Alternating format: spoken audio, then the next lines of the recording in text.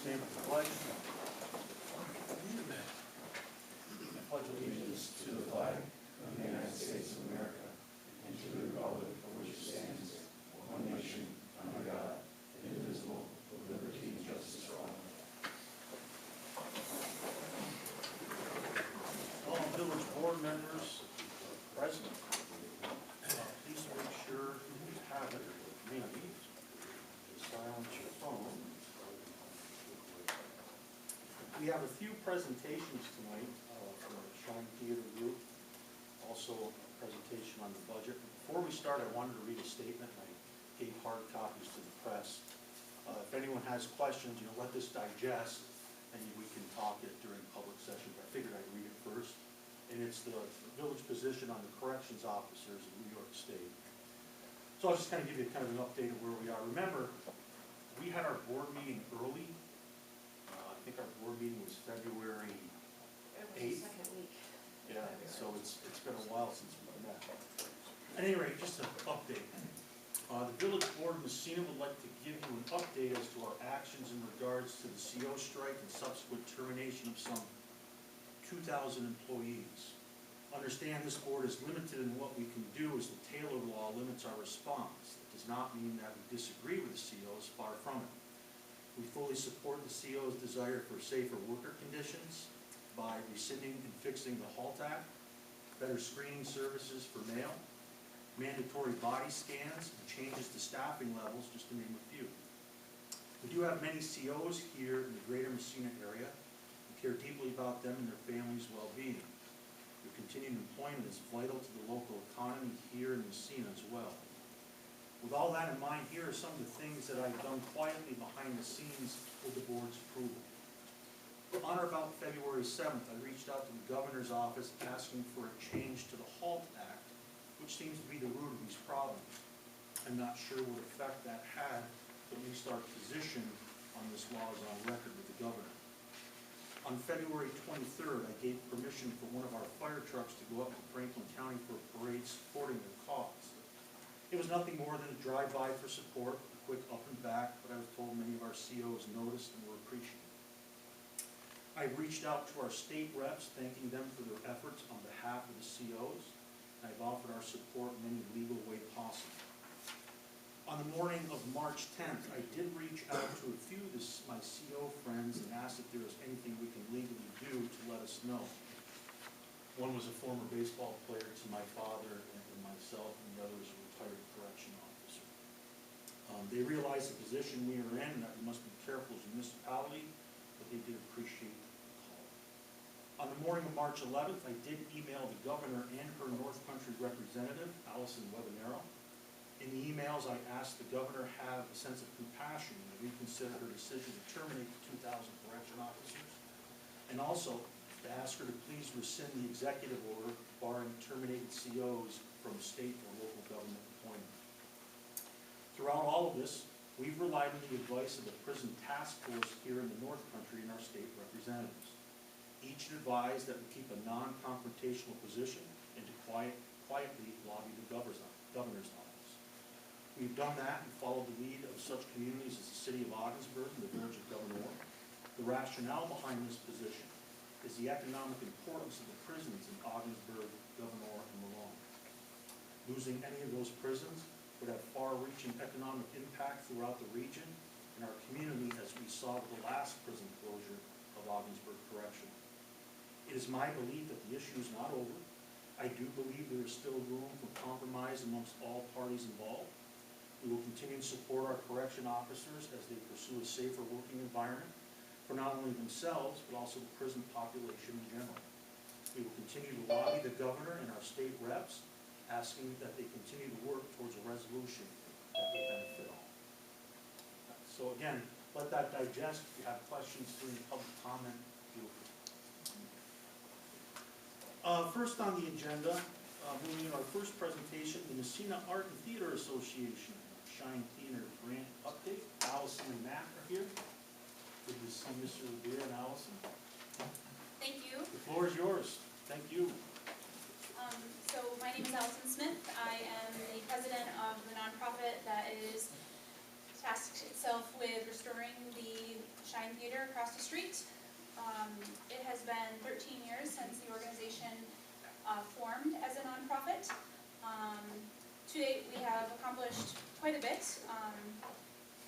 The establishment of the nonprofit, the acquisition of the building, the asbestos abatement, and all but $400,000 of the money needed to complete the restoration, estimate for restoration, has been secured in public funds, Restore New York, Core of the Community through the DRI, and New York Power Authority. We have been actively fundraising, as all of these grants are match grants, meaning that we have to provide a percentage of the monies, and they are reimbursement based, meaning that we have received $0 from any of those funding sources to date.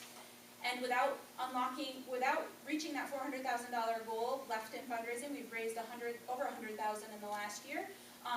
We will not be able to complete the project, so we are selling chocolate bars. We are planning a mixer this summer. We have rolled out a corporate sponsorship program and are working on an individual sponsorship program. Matt has given everybody if anyone wants them, copies of our updated newsletter. Please share that. If you would like it in digital form, reach out to me, Allison@MassenaShineTheater.com. If you want copies of it, I will get you copies of it. It pretty much summarizes everything that's going on and also informs the community how they can get involved, be it donations, volunteering, or just spreading the word. So. And I'll just add on a couple of items. Biggest question we often get asked is, what have you done with the money that's been donated? So a couple of things I want to point out to everyone. Matt bought the building through, in part, mortgage. So they have a mortgage to maintain. They have insurance, they have utilities. So part of it is maintaining monthly expenses. The other parts have not really been seen yet. They include the marquee. CCOM was a very generous donor. That marquee had to be sandblasted, had to have material defects and repairs done to it, repainted. It's been fully rewired, full LED light replacements, a programmable logic controller was purchased, shockingly expensive as well, so they can actually do the traditional light shows that the original marquee did. All in all, you're looking at about $50,000–$60,000 just in marquee restoration. Another thing that's really hard for people to see, because it doesn't happen in a public format, is the engineering, architectural, and project management aspects. So we work with Labella, Brooks Washburn. They're a great group, but like any company, they do not work for free. So we do continuously make payments to them as work is done. Allison spearheads a design meeting. Right now they're meeting about monthly. Might be bumping up the frequency as we get closer. But as Allison said, we received 0 grant funding other than the asbestos abatement years ago. We received the award notices, but we have not actually received it. So, you know, that's a big misconception when they say, where did $2 million go? I wish we had $2 million. But, you know, we will get that $2 million back. And what we've done is we've designed a really, it's strict and it's tricky, but we have a really sophisticated cash flow plan between the 3 grants. We're going to incur debt, and then the public's help with fundraising on the rest of it. We will be able to navigate using quarterly reimbursement payments that we just notified we're going to be able to get from the state. We'll be able to navigate that. So you're going to start seeing some work soon. Village did the Core of the Community program. We're very appreciative of that. That's going to start this spring or summer. Bid packets are out, bids have been open, so we'll be awarding that soon. So we really appreciate the support of everyone, and we just wanted to give that update. Guys, I really appreciate it. Anyone have any quick questions for Allison or Matt? Yeah, go ahead. I got a comment. I can remember when the Theater Association was formed 15 years ago, and there was a call to the community for those with certain skills to step up. I am proficient in carpentry, electrical, plumbing. I'm not certified electrical, but I've offered my time, and I think there should be an outreach. You've got a lot of skilled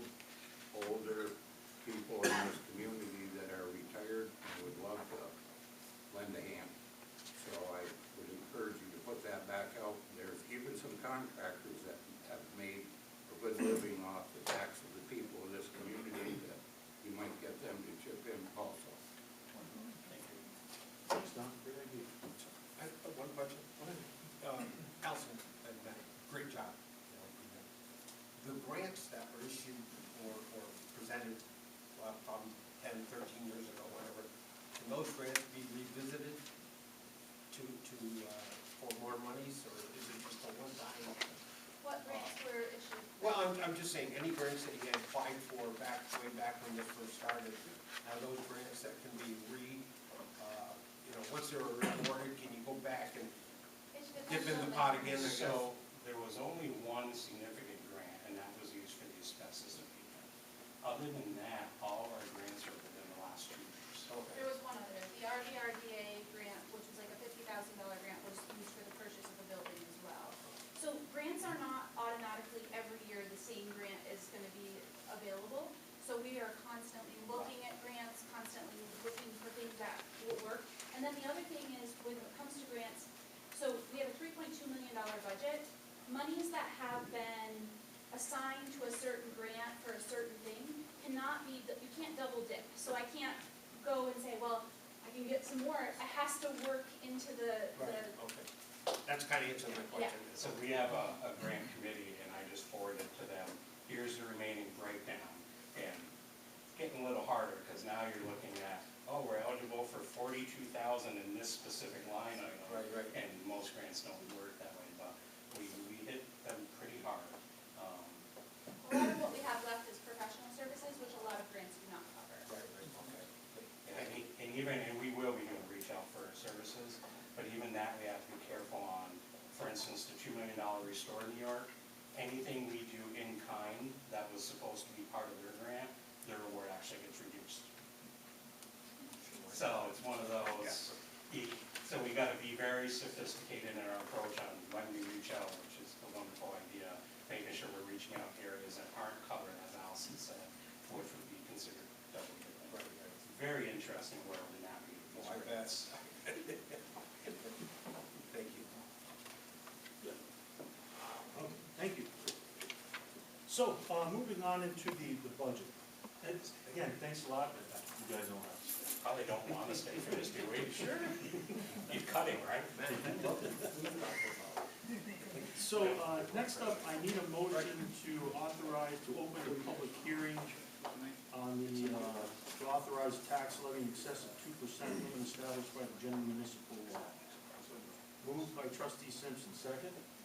Second by trustee Diori. All those in favor? Aye. Opposed?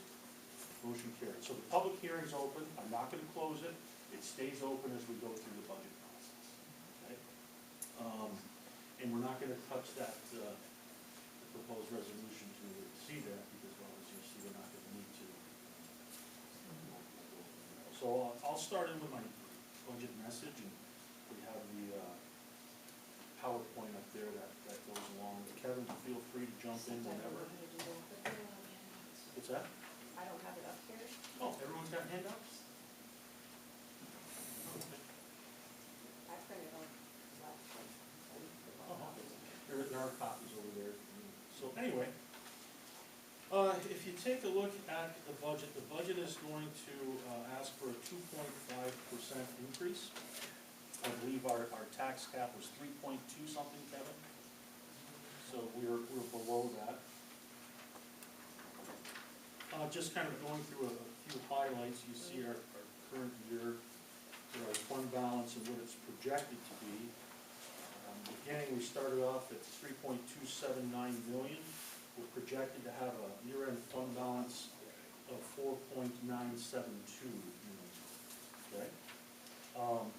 Though I think, Kevin, correct me if I'm wrong, a big part of that, there's trucks that we keep carrying over are part of that, are they not? It's sitting in fund balance? Yeah. Yes. Well, yes and no.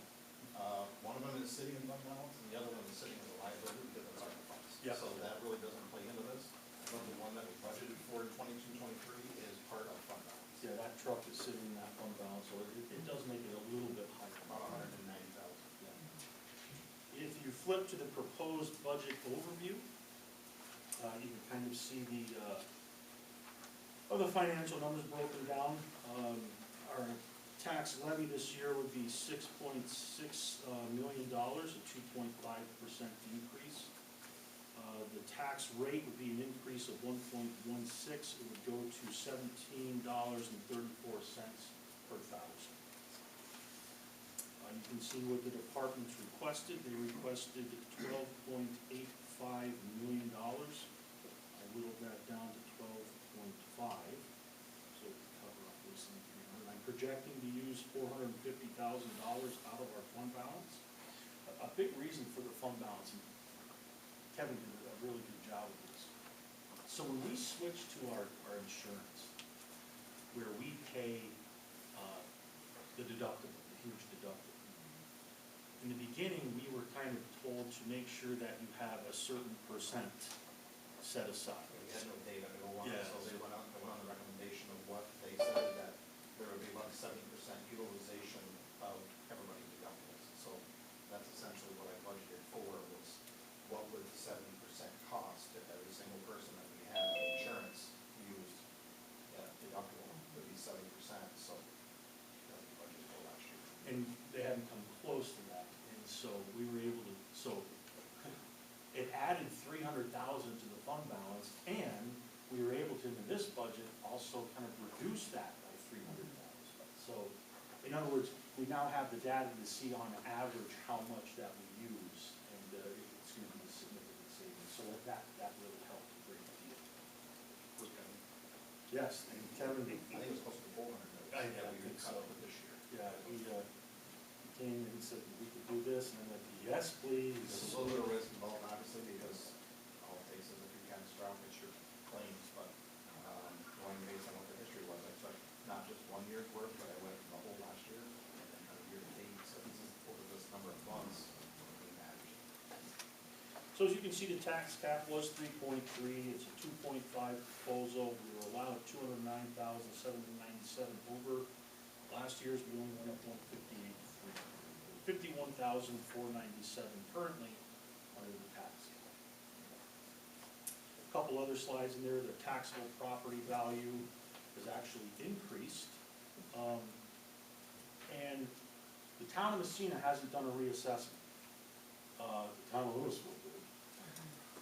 But that's not going to go into effect on our budget until next year's budget.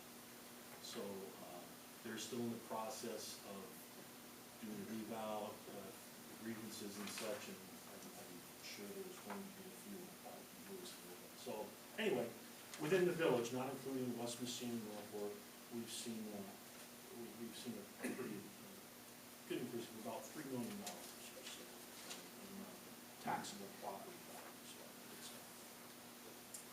I won't bore you with the tax cap calculation that Kevin does. He explains it to me each year. And so just know that each year, like, we're 51,000 under the tax cap. We get to carry that over the next year and any other addition. So that usually helps. And about, what we say, Kevin, 1% is about $60,000 as it stands. See our tax levy increase, pretty much it's been under the budget, under the tax cap consistently, ranging from 2016 to 17, where it was 0%, to this year where it's 2.5%. And the tax rate per thousand, as we just talked about. Our unsigned fund balance ending, as I said, ending this year 4.97 million. After the projected use of 450,000, that would put us at 4.5, which is that's a healthy fund balance. It's not the county at 70 million, but you know, it is what it is. Our appropriated fund balance, there it is, we're going to take 450,000. We did take 494 last year, and again, that's up to you guys. If you want to do more, that's something that you guys can ponder. Our general revenue, our general fund revenue and expenses. Let's see if I can get this over.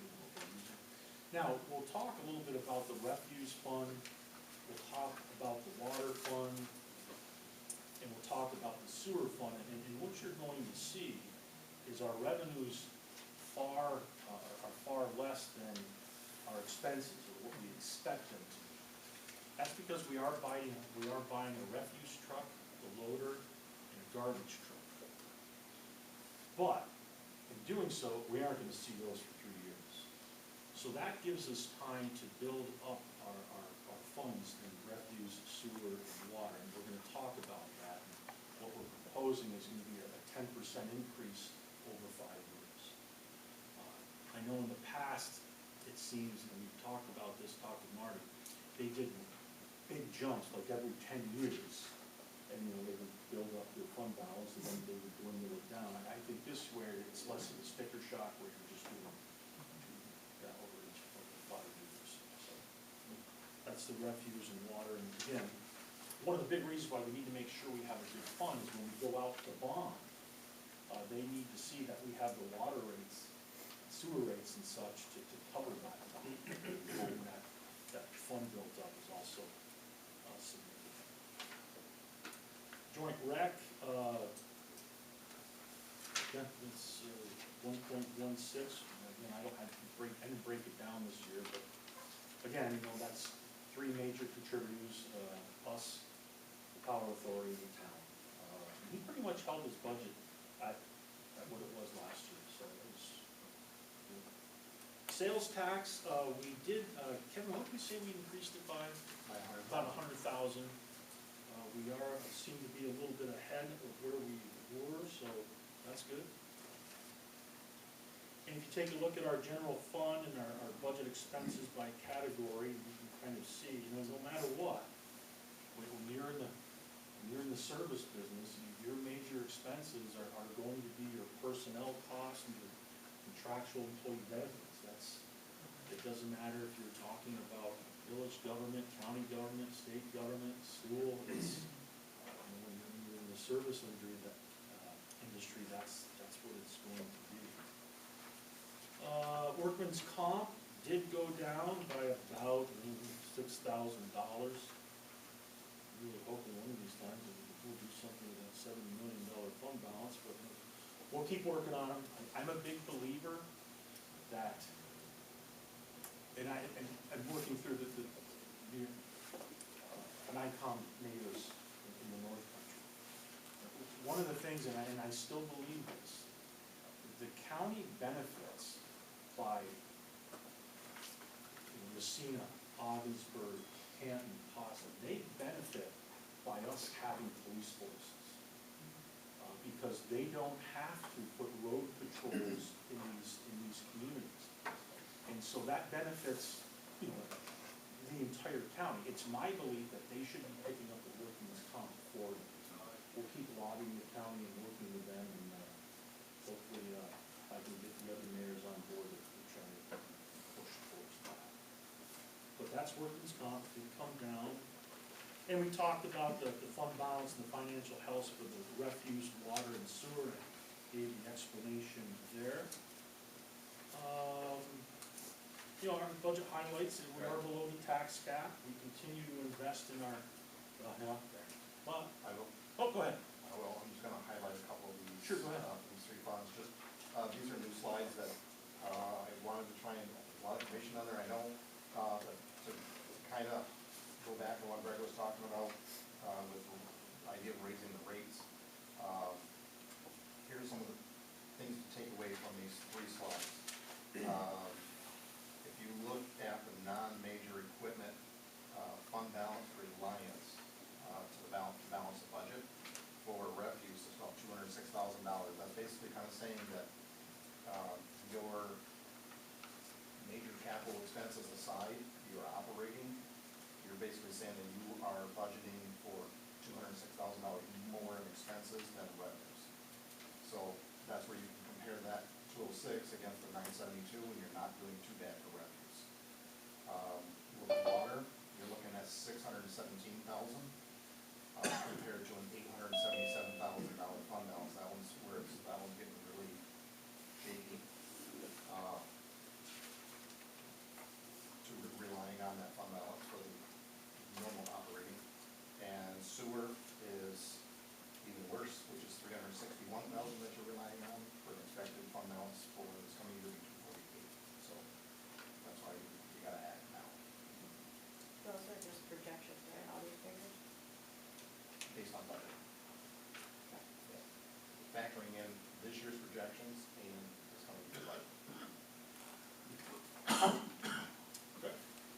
And so, as I said, we're, a couple highlights are below the tax cap, we continue to invest in police, fire and rescue is coming along, I think we've done a good job replenishing the fleet. Marty continues to update our fleet, and, very appreciative of that, and we also, as he's updating it, we're reducing the number of vehicles in our fleet.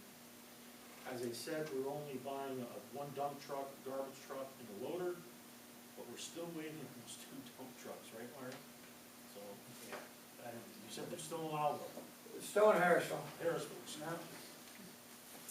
And in terms of future considerations, as I said, upgrades are gonna be needed in that water treatment plant, wastewater treatment plant, so, again, we're waiting for those reports. Once we get those, we'll have an idea of what needs. But that's the budget that I'm presenting to you guys, and our workshops on those budgets, we'll actually establish those later, but it's gonna be April 3rd, 7th, and 9th, our workshop. Okey-doke. And so we're gonna leave that open, as I said, we don't close that until right before we adopt it. Okay? So we're good through 4, correct, Monique? What? We're good through 4. Yeah. Okay, excellent. All right, so that puts us at the report of officers and committees. Treasurer's report. Okay. Again, number 1 shows the restated year-to-date expenses and revenue for all the funds. Number 2, you've gotten all the projections through February to the board as well as to the departments. Should have their copies. I tried to go through each of them here this last week to try and find any outliers of the projections, to remove them, to try and get more accurate for this year's ending fund balances, to kind of help with these kind of slides and those kind of things, to make sure we're trying to get it accurate as possible. So if you see anything that shouldn't be in there, let me know.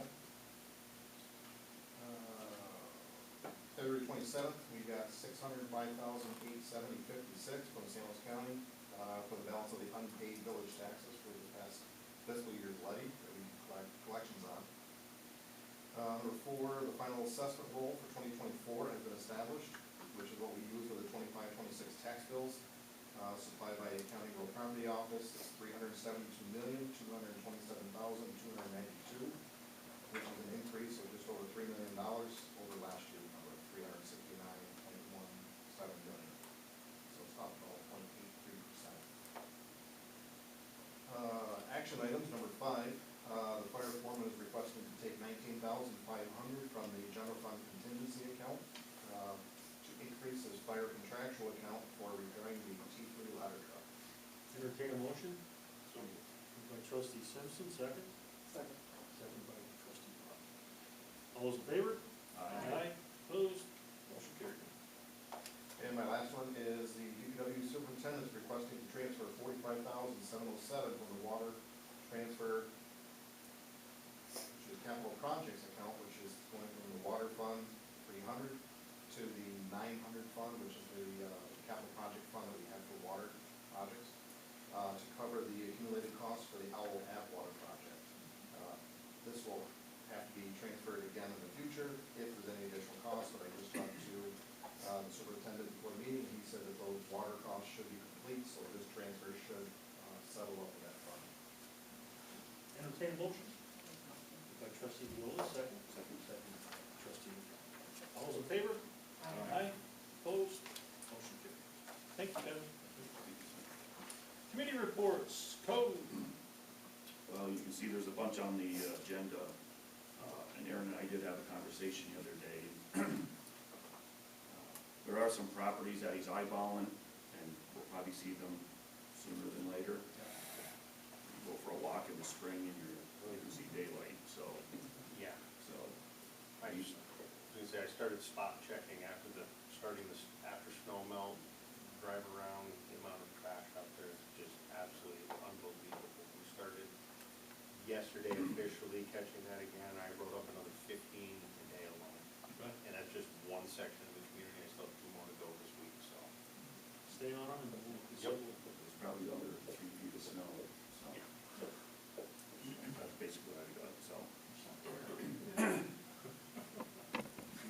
It would stop me from talking. DPW, Right, I had a meeting with Marty earlier this week. Basically, a lot of snow removal this month, and getting a lot of complaints with the conditions of the roads, which are pretty bad. I also met with Sue Beller and Pat Becko and Dylan Castleman on bringing the residents that are receiving village water but are not in the district. And we had a good talk, but nothing was really resolved. So I also had a meeting with Steve Daly, just to see what he had to say on the issue.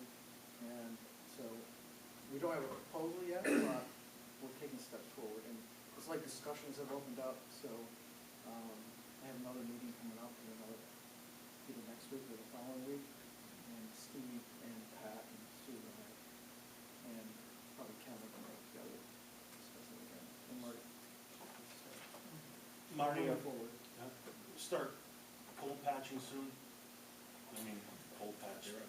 Yeah, like I was just talking before the meeting, just the sun has been welcome. It's really hard when you have the situation where the standing water and the potholes, and you can sweep it out, but it still doesn't adhere. But the dry weather, we're gonna get out for the next couple of days, get some potholes done. And, you know, one of the things that we discussed was before the end of this budget, we're hoping we can take some funds that's left in the contractual, the street maintenance, and go around and do some hot patching on a lot of the streets where we can afford to do. That's the plan. And I know there's a lot out there. One of the things that I mentioned to Marty, and I'll bring it up probably when we get to DPW, if we want to take $50,000 more out of fund balance and give that to him specifically to patch roads and such, that might be something I think is worth exploring. Because I know the two ones that I think we're getting a lot of the flack over, North Main, in East Orbis, those are, and it's the same spots. Yeah, and unfortunately, like I told you, you know, I cannot use CHIPS fund on North Main because it's gotta have a 10-year lifespan. And that street, you have to get in there and reconstruct the whole thing, take the concrete out, add storm systems, and you're just gonna be throwing money, that then whatever you spent in it with CHIPS funding, now you're not gonna get reimbursed for it if you have to put it back into that street. So it's kind of a waste of money using your CHIPS funding on it. But that's one of the streets that, you know, I've got it in my 5-year, 10-year plan, but I keep hoping that this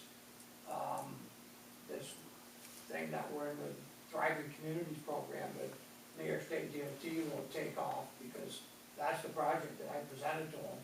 And I just think it makes sense, because that's probably gonna be, by the time you do storm, curb, water, sewer, total reconstruction, probably about a $4 million project. And if I have to do CHIPS funding with it, that's, you know, you're gonna be on it for 10 years, and you're gonna use every bit of CHIPS, and it's not feasible. So, either that, or I know there's been municipalities that, Howellville's a prime example. Years ago, they took a 5-street project, 5 of their major thoroughfares, and reconstructed all of them. They bonded for it. It was like 20 million, but they got because they knew they couldn't wait any longer, and it only made sense to bond for it. But obviously, that's a long ways away. We'll got other things that we got to take care of before that. There's a lot on our plate right now, you know. And, Dave went down to the wastewater plant and water plant today, and he sees, you know, firsthand some of the things that needs attention. But just gotta take baby steps, and we'll get there eventually. There is one other thing. Like I said, the hot topic's been the streets, but another hot topic is been with the refuse department and you know, the definition of clear bags. You know, and so finally I talked with the crew, and you know, people were basically buying boxes of bags, and the store says clear on them. We kind of got to accept it. you know what I mean, at the end of the day. Because you got different, translucent tints, whatever, but at the end of the day, I guess you still can see through it, and it's, you know, it's not fair, I guess, to the people that are, you know, they're going in the store and buying clear bags. Well, you know, so it's something that we, we have to get on board with here and make adjustments, and like I said, with the wrong size cans, it's unfortunate that some people have been allowed to use the wrong size can for how many years, but, you know, the code's there for a reason, and I always say, if you follow the code, we're gonna be okay. Well, that's what we're trying to do right now. So there's been some pretty irate, taxpayers, which I understand it. We try to explain to them what's going on, and hopefully, you know, moving forward, we can resolve this and move forward. So, Thanks, Norman. thank you. Our economic community development, I think that was covered by John Peter. Oh, wait. No. So the DAPF Streetscape Enhancements Riverwalk project that went out, I published the RFP last Friday. Looking for a design, engineering, construction, management, and grant administration, firm. Those are due, end of April, beginning of May. I have it somewhere here. But, so that is moving forward. Like Allison mentioned, we opened the bids for the facade restoration at the Shine Theater yesterday. We also put for the J.J. Newberry building, the facade renovations that's through the New York Main Street project. Those went out and are due back April 3rd.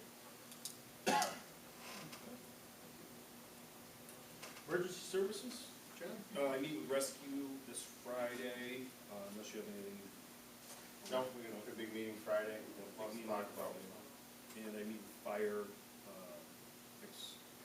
sort of, chief. Negotiations, we meet with the joint rec, we meet with the Teamsters, that's the employees of joint rec. Meet with them on Monday, and then we schedule our first meeting with the police on May 1st.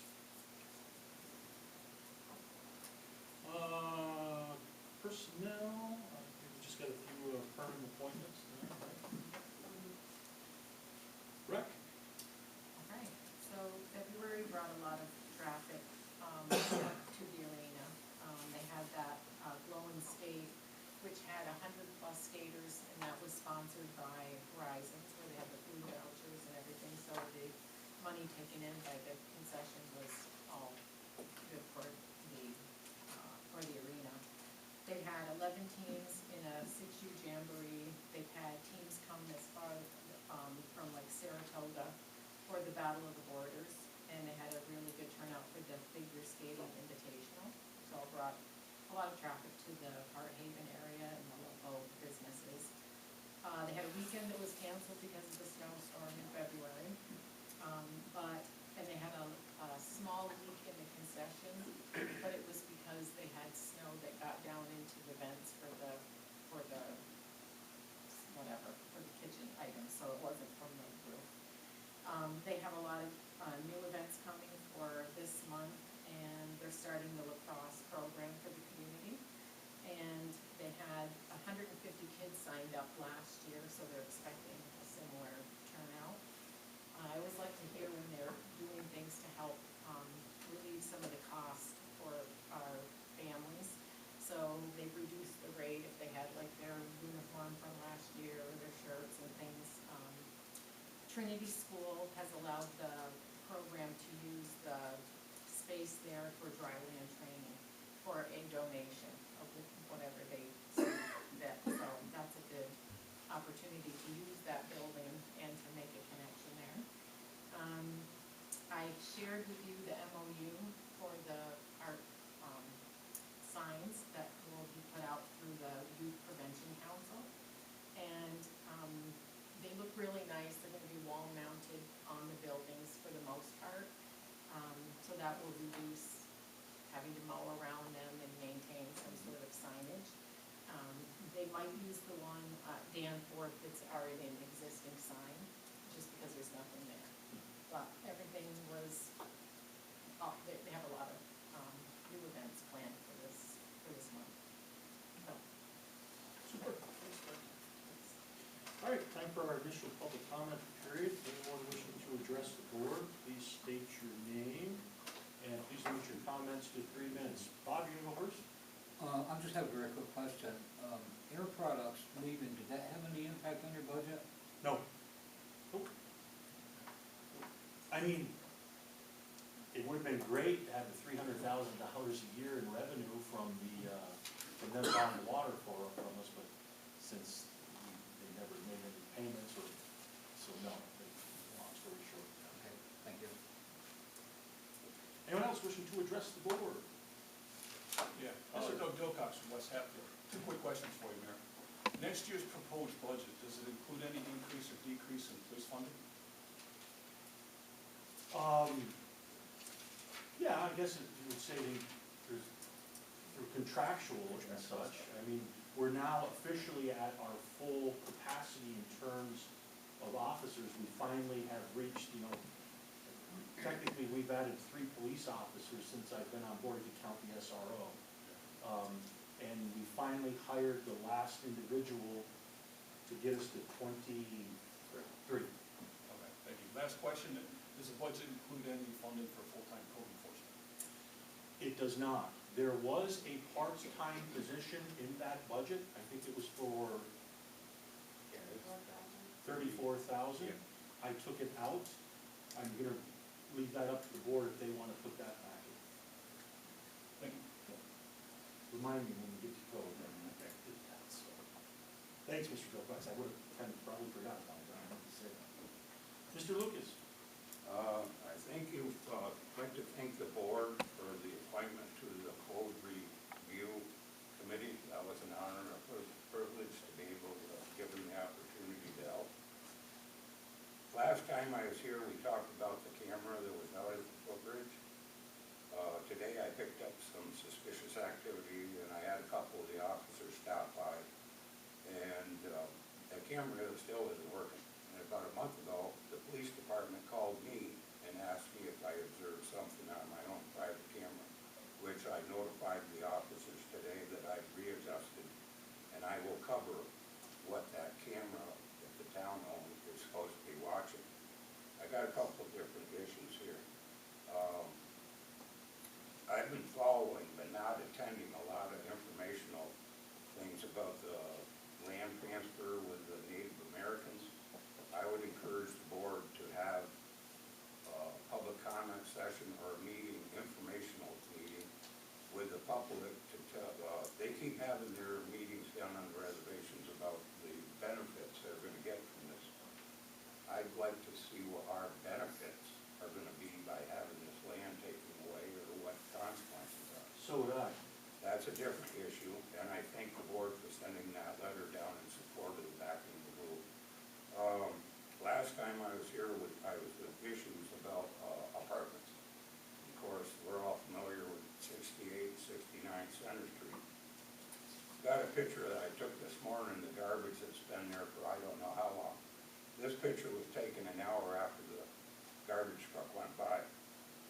It's not enough that they've got to stack that tall in the front yard, now they're starting to put it on the back porch, which is adjoining property to me, and we got a problem with skunks and feral cats. The idea that these out-of-town landlords have assigned property managers is not working. Code enforcement can tell you, they can go and tell them to clean it up, they'll take their time getting back to it, but it goes right back to the same shape it was before. There's an apartment on Center Street that last week had 5 shopping carts. A lot of times they end up in the river. The week before there were 6. I went to the Price Choppers and they don't do anything about tracking these down. I talked to the manager, and they used to have the little blue baskets, which were discontinued after you couldn't get bags anymore because people needed them. $35 a piece. My question is, between the carts and everything else, what's the effect on our groceries? I implore the police department to start checking out these shopping carts that are all over this town, that people are using them for their own, making a barbecue grill or just for whatever reason. It's getting frustrating. I got some pictures I'll give from Aaron, 68 Center Street. There's a metal awning over the roof. It's about ready to fall on somebody's head. The garbage has been unsightly. It's all over the place. It's just atrocious to look at. I went over to a street, Ripley Street, 4 Ripley. The reason being, one day I was sitting on my front porch, guy and his girlfriend walking by, and it's raining, and asked me for a ride home. Sure, jump in. So I take them over to this apartment building that has 7 different colors of shingles on the roof, windows boarded up, a chimney that goes through a gable section of the roof that is rotted away. And those people tell me that they're paying $1,000 a month to an out-of-town landlord. I don't know how many apartments he has in there, but those people are living in squalor at a premium price, and I'm sure that investor is gonna get his money back real quick. But there has to be some accountability to the communities that they're making their investments in to keep these properties up, and it most certainly isn't happening. I don't know what's gonna happen, but the activities that I've witnessed down there, on most occasions happen in the dead of night. There's one apartment there, I swear to God, I see them import about 1,500 bikes, and I don't think they were given to them. I encourage the police department to crack down on these tenement buildings. And when I'm talking about tenement buildings, I'm talking about the OxyContin Hotel that used to be the old Jack's Hideaway. There's 8 apartments in there that need to be heated. The front door is wide open. Now, my utility bill for electric went from $240 to $400 to last month it was $890. Now, that's because we're using up our allotment and we have to buy it on the open market. Not that much more, but we get charged the transfer costs. I can take you around to some of these other tenement buildings, such as on Center Street. Front door is wide open.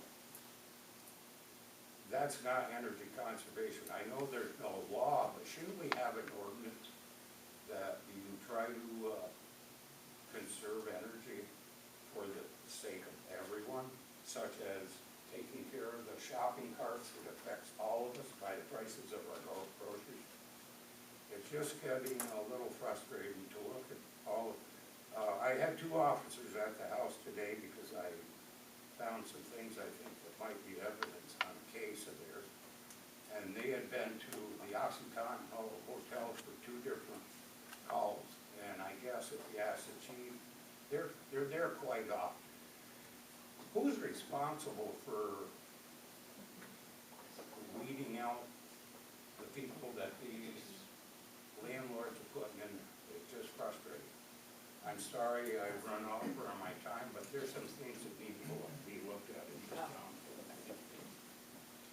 I just want to add on something. I forgot to mention, next week I'm going with Aaron to the meeting for the apartment meeting. Yeah, the landlord Landlords. association meeting. I was going to ask you, do we get the out-of-towners to come? No, that's Probably not.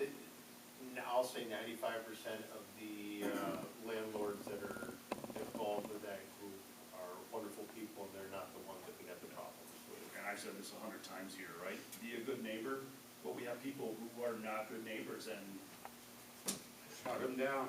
I think a big problem also is, I mentioned it at a different meeting, and I talked to Rita Kern about this. I've yet to go up to the county meeting, but I plan on lobbying them. It was a good idea to switch that, I talked to Kevin about this, to switch the tax option to online.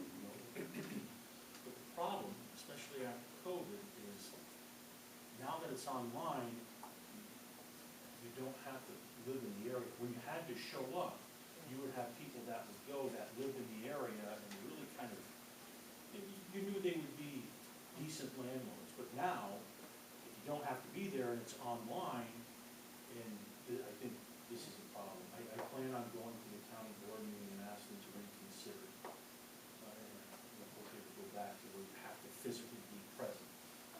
I think that would help a lot. And I think, Chief Olson here, he made it clear, there's only so much they can do as the police department. People have rights, and the state has given these individuals extra rights.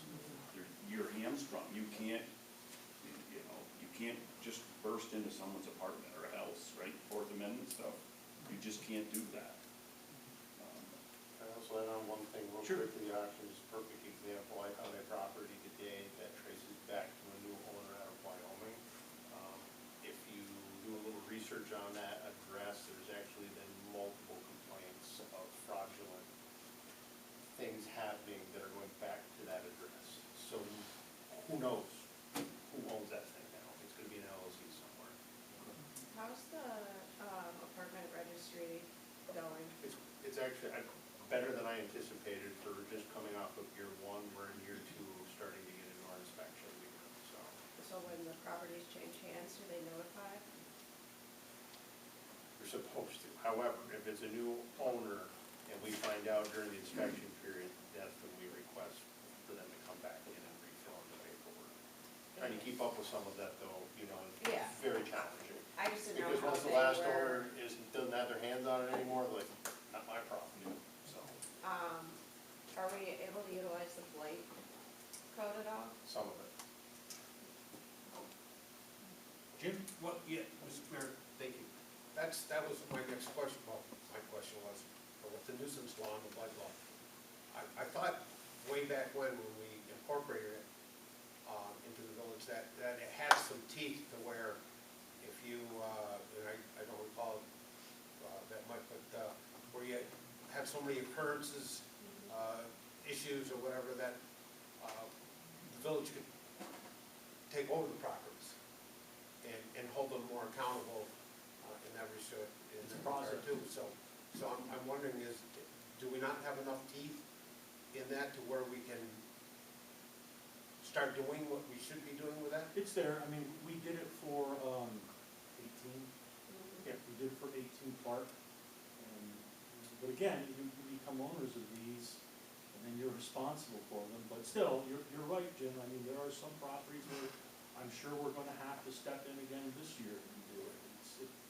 As Ken has said correctly, every time it falls on the taxpayers, but it has to be done. I'll tell you, that building looks better boarded up than it did with that people living in it, unfortunately.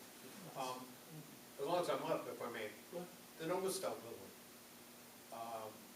Way back when, we tried to get those properties, on, what do they call that, eminent domain. And then she came forward and built what she had. It took umpteen years for them to finally do something, and now we're still looking at a building umpteen years down the road that she's just got something up with the, we've got Bill Fiacco across the street that's going to be doing what he's doing, Mr. Cardinal with the Delmar, sprucing that up, and I just think that, maybe we should visit her again to see exactly, I don't even know, it's not finished, so is she paying taxes on it? She is paying taxes, okay. But, maybe if we can revisit that as well.